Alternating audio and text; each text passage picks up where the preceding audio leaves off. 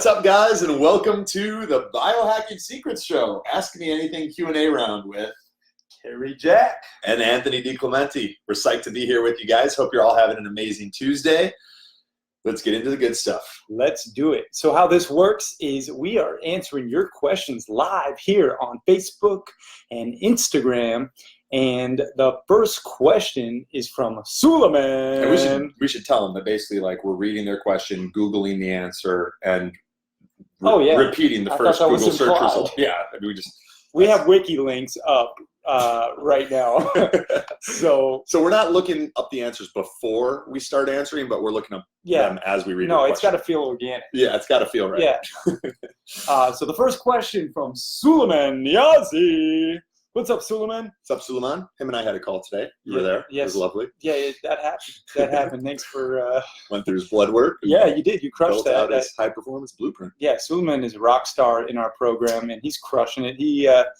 You'll see him on the Forbes list real soon. He's IPOing his new tech company. So shout out to Suleiman. Yep.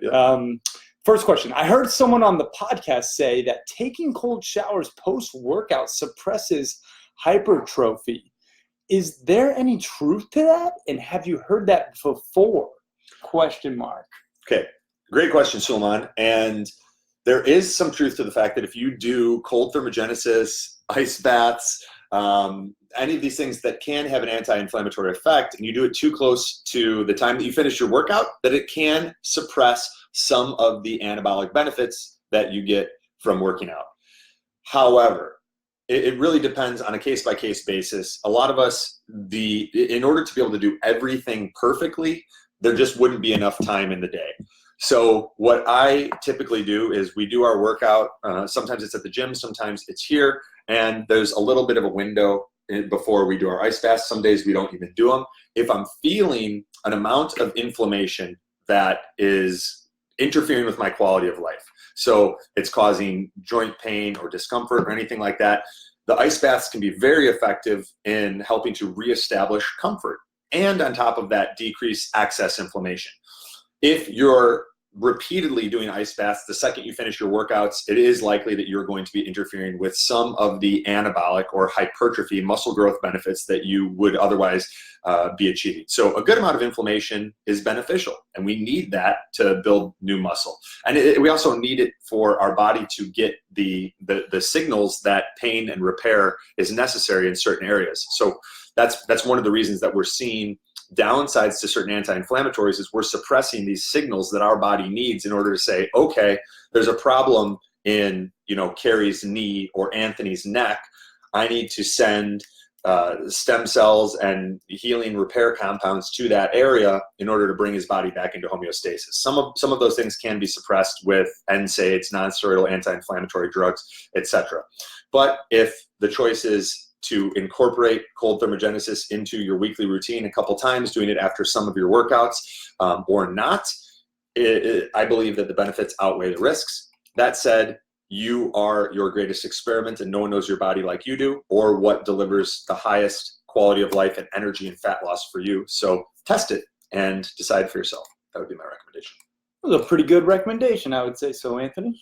Thanks, Cary. I also realize you are partial. Little biased here. Little biased. So, guys, put your questions in the comments if you're watching live. We will answer them very soon. We have a couple questions to get through from clients that previously submitted, but then we are answering yours here live. We got a good one from Joan for after. So you guys stay tuned. Joan just asked about mercury poisoning and how to combat it. And I just built out a protocol for Suleiman on his call that helps with mercury toxicity, and we'll give Joan and you guys some suggestions. There you go. Stay tuned. Next question from Suleiman. This is a two-part question. When getting dental work done, what specifically do we need to avoid? There you go. The more I learn about a lot of dental work, the more I start to feel that, and no offense to dentists, the more I start to feel that it is a profession that is largely elective and in many cases unnecessary. The things that we have been doing for the past 100 years are relatively new. And when it opens up a doorway for a lot of issues when you take when you remove a living tooth, or in the case of like a root canal, you partially remove it, and then you fill in that space with dead tissue. It blocks energy meridians that we've validated through traditional Chinese medicine and many anecdotal cases. But it also, there are also a lot of toxins that are used in dental amalgams, specifically mercury, and things that we're putting in our mouth with, where it's already 98.6 degrees, assuming a healthy individual, but then you're also putting a lot of hot liquids and compounds in there that amplify the amount of these toxins that are excreted. If I were to suggest the biggest things to avoid when having dental work done, it's mercury amalgams, dental amalgams, and root canals. Those are the two that seem to cause the biggest issues, and the two that I would avoid. There are a lot of dentists now that are starting to refer to themselves as biological dentists or holistic dentists. I would look for a dentist whose approach is minimalist. How are we going to take care of the issue that you are dealing with and leave the least amount of dead things that could open up the doorway for infections or block your energetic meridians, if we're talking in the language of traditional Chinese medicine? That would be the type of person that I would look for. And specifically someone that is also using ozone, someone that is using ozone to clean the dental abscesses, holes, cavitations in the mouth. And that's a good way to get a sense that they kind of know what they're talking about. And hopefully that answers your question. Yeah. Biggest thing, guys, if you have root canals and any type of mercury fillings, you got to get those out. There's a really good documentary. Root Cause. It's called Root Cause. Yeah. Mm-hmm. It was on Netflix, and then the lobbyists band together to get it off Netflix. But we should probably stop talking about it before we get shut down here. What do you think? Sometimes it makes our reach on social media a little bit more difficult when we're explicitly vocal about certain topics. Yeah, they like to suppress. It makes our job harder. Speaking the truth, but we like to bring you guys the truth here. It's definitely something that you got to get out your mouth if you have it. So both of those things are the two biggest issues. If you have them in your mouths, or loved ones have them in their mouths, especially if these are loved ones that are starting to experience depression, chronic fatigue, obesity, other health issues, you want to help point them in the right direction. I've worked with Dr. Yanni in Fort Lauderdale, and she's done some pretty good work. I took my dad recently to Dr. Lori Cardellano in California, in Ventura, and she's done some good work as well. My dad's situation is a little bit complicated. We won't get into that on this Q&A, but that's where I would start. You got to get the junk out first, because if you're trying to do a heavy metal detox, like we're going to hopefully get to talk to Joanne about, but you've still got the mercury in your mouth from the fillings, you're trying to swim upstream. Yep, very true. All right, next question from Brandon Hakeem. Good one. That's good. What do you think? I'm trying to project my announcer voice. So he said, been taking Alamed, which is a garlic extract for those of you who don't know, and cat's claw to get rid of what seemed to be an infection. How long do I need to wait, if at all, after finishing the protocol to test white blood cell counts to see what difference it made? Do you want to tell people what cat's claw is? And Alamed, in a little context to that question, maybe? Sure, yes. So there are a lot of different infections, chronic low-level infections that we experience, and these types of situations are becoming more and more common. In Brandon's case, he's referring to a low-level bacterial infection, because both Alamed and cat's claw are herbal antimicrobials. Alamed is a concentrated allicin extract from garlic. So you can get that on My Village Green Apothecary. That's where you can get 450 milligram allicin capsules, and it's the highest concentration available. That's the one that we use with clients. The downside is it's a bit expensive. You're looking at around $130 a bottle. They make lower concentrations. They're just less effective. Cat's claw and cemento, also herbal antibiotics, used in some of our Lyme protocols, and another helpful herbal compound. So Brandon and I, to give a little bit more context here, basically his white blood cell count was low, which can indicate a lot of different things. It can indicate heavy metal toxicity because heavy metals have an affinity for the bone marrow where a lot of white blood cells are made. It can also indicate a number of other conditions, and I don't want to concern anybody, but this is part of the reason that we get a full blood panel looking at hormones and a complete blood count for all of our clients, so we can get all these data points and then paint a picture of what may be going on. Brandon had some things suggesting a low-level chronic infection, specifically bacterial, but it's rare that these low-level infections occur in isolation. A lot of times if there's a low-level bacterial infection, let's say Lyme disease, there's often co-infections. So you often see in those same people Epstein-Barr, Candida, small intestinal bacterial overgrowth, Babesia, or other parasitic infections, or a combination thereof. We're going to, just for simplicity, stick to the bacterial side of things in Brandon's case, because that's what the two things that he mentioned were herbal antibiotics. 2 to 4 months basically is where you often see if a protocol is efficacious. And whether or not your instinct on which low-level infection was highest priority was correct. So in Brandon's case, we'd talked a few months back, and we suspected that it was a low-level bacterial infection that was his biggest issue, possibly something related to Lyme. So we got him on either straight cat's claw, that might have been a choice of his own, or the Nutrimetics Cemento, which is one of the things that we use as a part of our protocols, and the Alamed. And the goal there was to see, all right, if those things are working, then we can derive that some of the white blood cell count suppression was due to the infection. If they're not effective over a 2 to 4 month period, his white blood cell count stays low, then, assuming he's a member of our coaching program, and every 2 to 4 weeks we're getting on the phone and working through this, we would be saying, okay, what's next? Is it heavy metals? Is it something else? And I would build out a list of the potentialities. We would go with the one that is most likely to be the root cause, and then we would put together a low downside, very high upside protocol to address that. So I would say 2 to 4 months, Brandon, and hope that helps. Yeah, and speaking of our high-level coaching program, guys, a lot of the things that we're discussing here, we work with clients one-on-one to really put together a personalized biohacked game plan, all based on your cellular health. We go through our full proprietary health assessment audit. We look at blood labs and full complete panels. And, we don't guess, we always test. And that's something that we do different here, is we're not just throwing Band-Aids at the symptoms. We're identifying the root causes and really fixing it at the source of the problem. So that's one thing that we did with Brandon.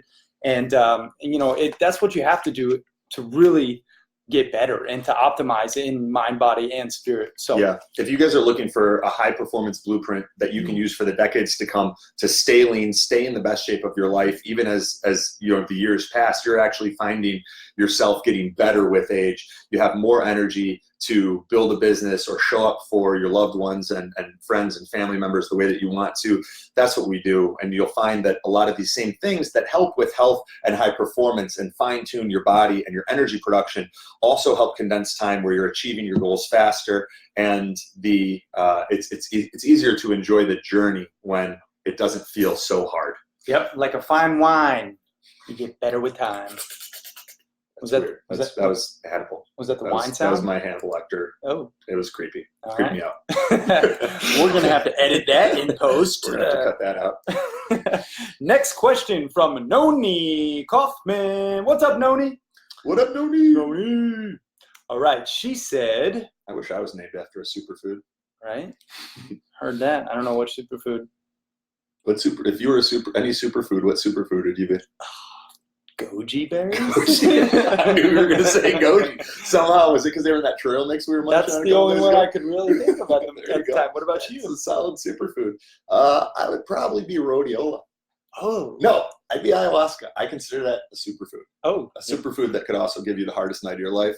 Which it did for this guy. It was pretty tough. This guy holds the record in most ayahuasca drank in one night at Rhythmia. It got a little bit like college over there. He was face first in a bucket. I wanted to go deeper than I was going, and then I sort of overshot the target. He's a man of extremes. Let me just say that. And you guys know this. Yeah, you know this. He's oh, that's what happens when you have dogs in the office. They take out The phone. All right. Noni's question was, can you talk about the benefits of ozone infusions in terms of doing one, a few, or a series of 10? Good question, Noni. Great question. Totally depends on the individual. If you suspect low-level chronic infections, and unfortunately the testing for these is very, it produces a lot of false negatives, and is not something that I consider reliable right now. Otherwise, I would love to be able to test for these more. Huh? Hey, Coombs, do you want to come up? So, Noni, if you suspect that there may be some low-level chronic infections at play, and even just like the simple blood work, not simple, but the blood work from Life Extension, the female elite panel or the male elite panel, that's where we start a lot of our clients. And when you go through that and you know what to look for and the patterns and the interplay between the different data points in your blood work, it can tell you a very compelling and complete story where you can create a number of different hypotheses. So if you suspect a low-level chronic infection, let's say you go and you look at your white blood cell count and it's on the lower side of things, like under 5, that can be one of the ways that relates to a previous question. Then, or if you take our Lyme test, or like Dr. Richard Horowitz, he has a Lyme test that you can do in his book, How Do I Get Better? So grab How Do I Get Better on Amazon and do his Lyme test and see where your score is at and where that kind of puts you. If any of those things are flags, low white blood cell count, you've got a high score on Horowitz's Lyme test, then I would plan on doing at least 12 sessions of blood ozone, major autohemotherapy, coupled with UVBI, which is ultraviolet blood irradiation. So what they do in this case is they take your blood out, they put it in a bag, they'd add ozone gas, they'd mix it up, they'd then run your blood through ultraviolet light that's going to further clean the blood and charge up your mitochondria. And now you have this oxygenated blood full of ozonides that help to turn the immune system back on and get your body producing more energy. And then that all goes back into you where it works its magic. The protocol for that, you want to do it at least twice a week for 6 weeks so that you're doing 12 sessions and can assess if there was any improvement. Like the first time that I ever did major autoimmunotherapy with UV blood irradiation, it was like, I was like motor mouth the whole way home. I felt like I drank a bunch of coffee, but it wasn't like jittery. It was like excited, passionate. My brain felt like it had come back online. And it was a pretty powerful experience. And now I continue to use a variety of different types of ozone, but rarely is it, unless you're just like an athlete who's looking for a little bit of a boost, or you want to decrease some of the inflammation from an injury so that you're able to get back on the field sooner. Those are the rare cases where you would just do like one session, like a one-off session. It's typically you do a protocol to get your body back to homeostasis and along with some other things, and then you go to a maintenance mode, which is often like, call it once a month. But if you guys want more resources like that, or you want to know exactly what I would do in your situation, either apply for our coaching program, the biohackingsecrets.com/coaching, or you can also listen to the podcast that we did with Dr. Frank Schallenberger. There's a lot of good nuggets there. You go to iTunes, pull up the Biohacking Secrets Show, subscribe, leave a 5-star review. Let us know what you think. Let us also know what other stuff you guys want to hear. I saw someone here talking about Joe Rogan's podcast, and we'll get to that for sure. But yeah, dig in there and let us know what you guys want to hear, and we'll try to make it for you. Awesome. All right. Next question from Joanne Kozlowski. She said, mercury poisoning, how to combat it? ? Okay. This was a live question. So guys, if you're watching live, put your questions in the comments. We're going to answer them live here, right now, in the flesh, with the pups, on our laps. Until we vanish like a puff of smoke to go get this treadmill. That's going up. That's going up. I'm excited. All right. So Joanne, first you got to figure out where's the mercury coming from. Actually, you don't need to figure that out. It's probably coming from something that's in your mouth if you've had dental work done, or the food that you're eating, potentially your environment. And but you want to make sure, as I mentioned in the earlier example, that like if it's coming from your mouth, that you need to see a good biological dentist to have that removed, where it's not going to make you more sick. and is going to provide you with proper detoxification support to assist your body. So the order goes: remove the mercury, remove the root canals, then detox. And now, assuming dental is not an issue and you just have a lot of mercury in your body from, let's say, eating a ton of seafood and stuff, and we know that seafood's accumulating higher amounts of mercury and heavy metals now, just because of the way that we've been living and the stuff that we've been burning and putting into our environment. Then you want to find out, is mercury the highest priority issue with you? Because sometimes it's not. And an example would be, if you have mercury poisoning, right, there's also probably years or decades of having your immune system suppressed, which can open the door for parasites, right? And if you just start doing a heavy metal detox, but you don't address the parasites, one of the ways that parasites work is they actually protect our bodies from heavy metals. And there's a growing amount of evidence showing that candida and parasites and some of these things not only get a foothold because heavy metals can weaken our immune system, but they're also providing us a survival advantage, because a lot of parasites consume heavy metals, and when they're inside the parasite, even though the parasite is inside of us, they're not able to damage our cells and get into our blood and vital organs to the same degree. So it's very careful that you're working through these things in the right amounts. You could do something simple. We use some products from Quicksilver Scientific that are good for detoxification. We just included a few of those in Suleiman's protocol on his call today. That can help, but you really need to build an accurate picture of what's going on, and knowing, are there parasites involved? Am I dealing with candida? What is the proper sequencing of addressing those infections and getting rid of heavy metals? But sauna is a good way. Using the right type of ETDA or DMSA. We don't go to a lot of the ETDA, which is a chelating agent. A lot of people have used it intravenously, but that can be very hard on the system. And if you're a busy person, you have a lot to do, it can take you out, where you feel very fatigued either after a treatment or the next day. So we'll use a certain type of ETDA suppositories at a frequency that we found allows people to keep living their life while still pulling the mercury out of their body. We also then replenish some of the good minerals and things that are also pulled out of the body by ETDA.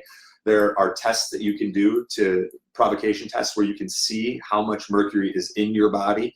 And the important thing is you want to do a 6-hour DMSA test where you're taking DMSA, it's pulling some of the stuff out of your tissues, and then you're peeing and collecting samples for about a 6-hour period to get an accurate reflection of what's going on inside the body and how much of a heavy metal burden you have. I don't use those as much anymore because my dad had mercury in his mouth for over 40 years. Then we got one of those tests, and it was this is after he'd had periods of hallucinations from mercury and things like that. We did the test, and it was oh, you're good. We're he's definitely not good.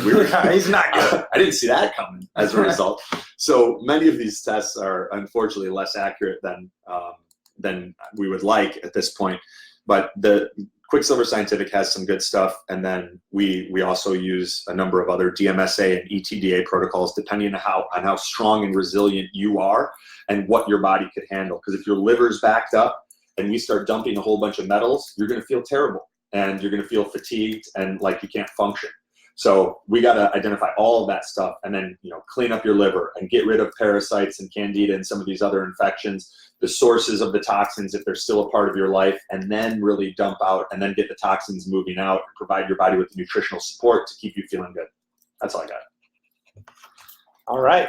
Next question, and this is another live question from Willie Badina.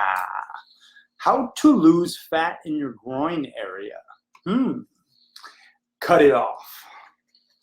This is a with a scissor. How to lose. So a lot of the targeted fat loss stuff just doesn't work. If you want to lose fat in your groin area, lose fat across your body. There's probably a good amount of fat deposits in other areas of your body. Now, when I hear that question, how to lose fat in your groin area, what I instantly think is that you probably have a lymphatic system that's overburdened. A lot of our lymph nodes are in the armpit and the groin.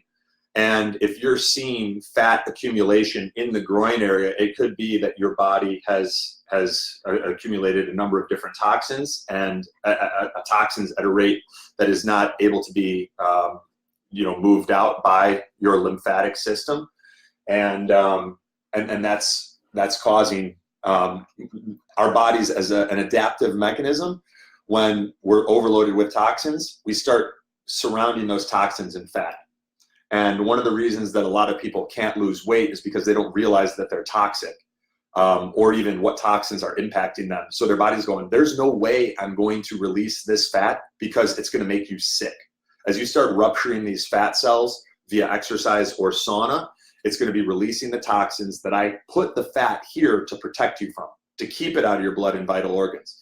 And a similar situation occurs if our lymphatic system is overburdened. So the general recommendation, Willie, would be if you want to lose fat in your groin, lose fat everywhere, and dial in your nutrition. If you're working out 2 or 3 days a week, bump that up to 5 or 6 without exceeding your ability to recover. But dive deeper into the resources that we provide for you guys, the Biohacker's Guide to Upgraded Energy and Focus, our membership site. If it's a fit and all of that, we can help you get there faster with our coaching program and really take a look at everything that's going on. But those would be my recommendations. Nice recommendations there, Anthony. Thanks, Cary. All right, next question from Pablo Caballo. He said, are ringworms related to candida fungus excess in the body? If not, what kind of treatment would you suggest for a reoccurring case? Good question.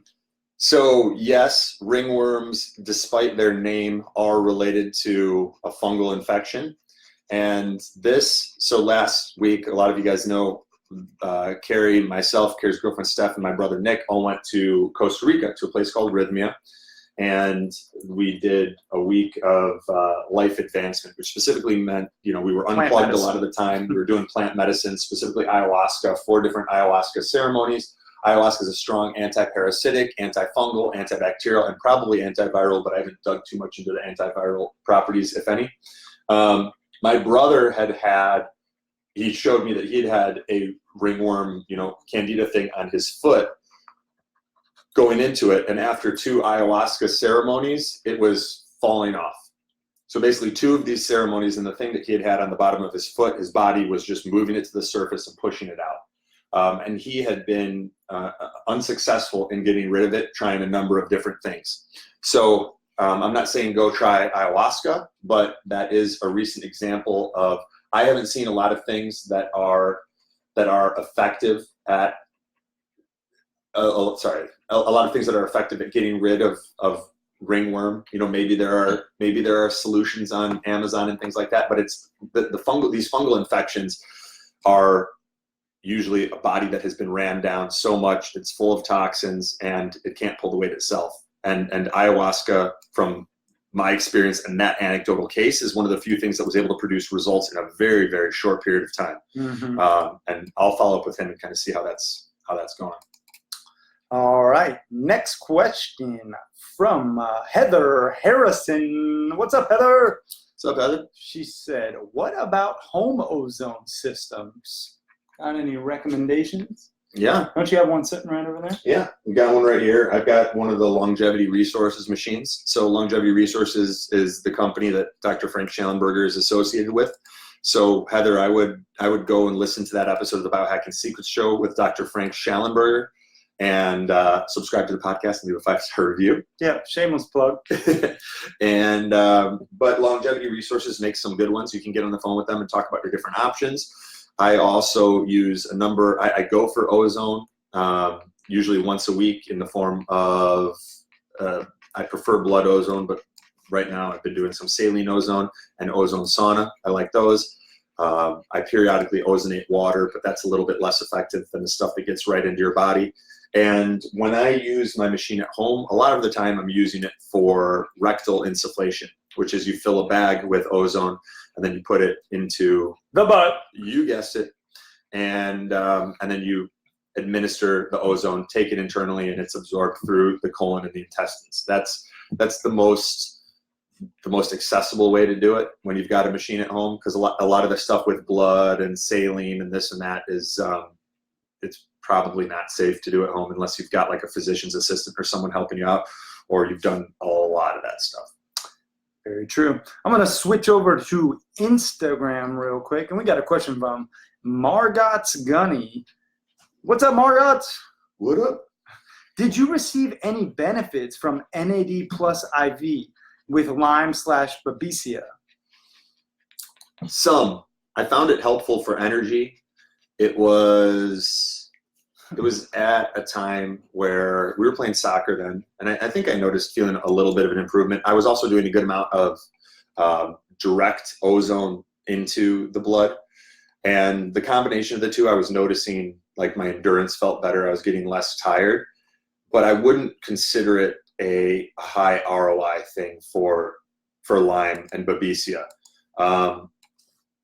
Some of the, gosh, I mean, maybe it's because the tryptorrhythmia is so fresh on our memory, but the differences that I noticed in that week were profound. And I feel like the combination of blood ozone, some people respond better to 10 pass. Some people, it's just that same major autoimmunotherapy and UV blood irradiation combination. That with ayahuasca, with certain herbs that can be really effective, specifically for Babesia, like you've got cryptolepsis and woodland. Woodland has some of the bunner herbs that it's got a combination of like 3. It's like Ceta, cryptolepsis, and one other one. I think it's like a CSA tincture. That can be helpful for Babesia, but everyone's a little bit different, because like you need to know everything that's going on and then sort of look at like which of these are having are weighing the body down most. And a lot of people just get so fixated on Lyme, that's all they're trying to do. But like Lyme may not even be producing a lot of the symptoms. And in many cases, it's not the Borrelia that's causing the symptoms that are bothersome. It is the Babesia or a number of other co-infections, or even heavy metal toxicity and things like that. So it's, God, I wish it was simpler, because it would make it a lot easier to just help everyone get back online and living life at their full potential. And maybe it is, and I just haven't unlocked the simplicity of it. But I don't think that a lot of times people that are like, all you got to do is like sweat and eat healthy food, and it's that easy, get some sunshine. They oftentimes haven't dealt with something that's like these low-level chronic conditions that can be quite challenging. And I know a lot of you that have dealt with them have tried a lot of different things. So I applaud your strength and resilience, and you stay the course, and you understand that everything does happen for a reason. And any ways that you're challenged now are only going to make you stronger on the other side. Preach. That was good. Yeah. Next question from Aya ZZZ. Anthony, what do you think about gravity boots for improving blood circulation and the spine health? All right, Aya, I think they can be helpful, but it's in the context of, what else are you doing for circulation?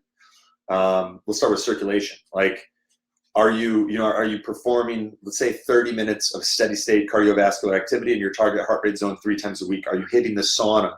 Those are both things that I believe will trump gravity boots any day of the week. If you're finding gravity boots helpful, it may also be related to the fact that your psoas, some of these abdominal muscles, that they may be tight. So it could be as simple as you start, and I don't know how much cardio you're doing or how many times you're in a sauna throughout the week, but ozone saunas, infrared saunas, even traditional Finnish saunas, all can be very beneficial. And you do something like that to loosen up your body, and then you get on the handle of a 60, 70, 80-pound kettlebell and let that kind of work into your psoas muscles and release some of those abdominal muscles that make it easier for you to get into a position of extension, where like a lot of times we're rounded and we're in flexion, hunched over our keyboards or hunched over our phones, and weeks and months and years and decades of this can cause spinal issues. But we're not looking here. We're just focused on where the pain is. And the pain for spinal issues is often coming from our diet, low-level chronic infections, our abs, our glutes, So we need to make sure we're looking in the right places. It's very rare that the origin of the pain is the location of the pain is the true root cause and origin of the pain. So I'd start with cardio and sauna. If you're already doing that, I've got gravity boots. I use them periodically, but it's a lower priority hack for me. Mm-hmm. All right. If you guys have a question and you're watching live, put it in the comments. We're going to answer just a couple more. One more from Heather Harrison, and she said, gotcha. I will re-listen to that podcast episode that you just referenced. How do you use that with the Trucy? Wait 15 minutes before drinking the water? Looking at Judy Seeger's setup too. She said, how do you use with the Trucy? The ozone, I believe. Different. They're completely different. Mm-hmm. So like the Trucy water is molecular hydrogen, which is a gas, but it's H2 gas. Ozone is O3 gas. So they're completely different. I think it would just be confusing to kind of put them in the same bucket. If you were using a water ozonator, you may be able to use molecular hydrogen water, but I've never done that. So I wouldn't try to do them together. I would just either, like I usually just drink the Trucy water in the morning. I front load it, and then I'll periodically do a couple tablets around my workouts, and then I do the ozone a couple times a week, just whenever I can get to the place. Yep, heard that. Speaking of a couple times a week, don't you have a coffee enema that you're due? Yeah, I'm very due for one.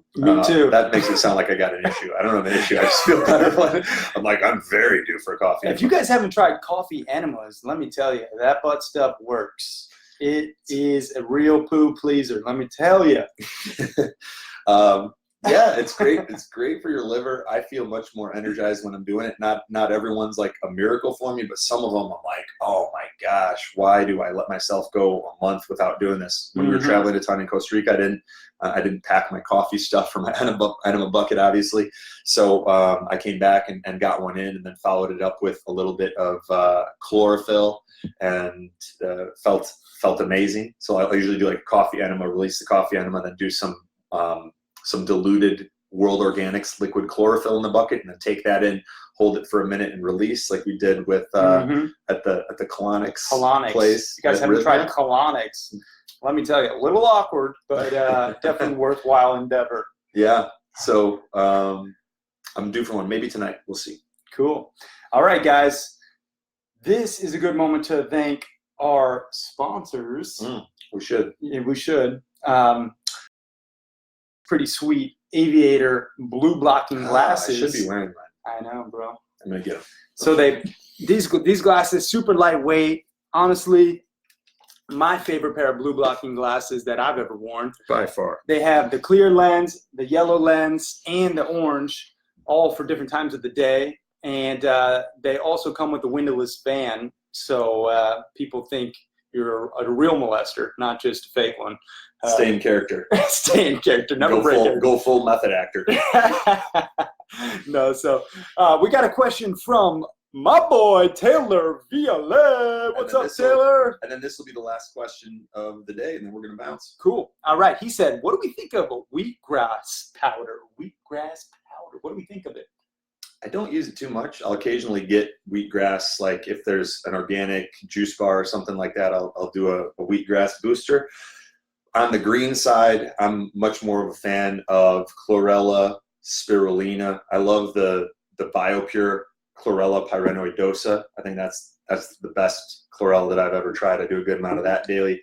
I do Nutrex organic Hawaiian spirulina. Both of those green superfoods I feel outweigh the benefits of wheatgrass powder. But I've also tried chlorella and spirulina in different supplements and not had it affect me at all. So like the brand does matter, the quality does matter, Yep. Just the same as like a beef steak is not a beef steak and a stalk of celery is not a stalk of celery. It matters where it came from. It matters what types of pesticides and herbicides it was exposed to. How much sun did it get? What was the altitude there? Like all these things affect it. And we're just starting to realize the energetic effect of things that we put in our body, the environments that we place our body into, and how all of that impacts every cell of our biology. It's true for supplements as well. And And what about Organifi? They have a pretty good superfoods powder as well, which has wheatgrass in there as well. Organifi's green juice has both chlorella and spirulina in there, along with a bunch of other stuff, some ashwagandha. Yep. So that's use code BIOHACKS at checkout to save 20%. Mm-hmm. That's true. Yeah. So wheatgrass powder is all right. It's not in my regular routine. I tend to go to other green foods first, and that helps. Well, we guys appreciate we guys appreciate you hanging out with us. We always enjoy Tuesday nights here at the Biohacking HQ, putting together a Q&A for you. If you have more questions, hit us up. You can send us a DM, slide in the DMs, or you can apply to work with us one-on-one. We do a lot of coaching. We do have a couple spots open right now. Go to biohackingsecrets.com/coaching, fill out the application, hop on the phone with us, see if it makes sense. We really focus on finding the root cause to your problems, and it really is a personalized approach to healthcare. We love you guys. Appreciate you hanging out. Anything else you want to say to the people? Yeah, thank you guys. We appreciate you. Keep focusing on the right things, making small improvements. Trust your judgment. There's so much information out there. It's easy to just be taking this in all the time through podcasts and videos, and then tune out your own voice that is stronger than the recommendations of any physician or expert or influencer.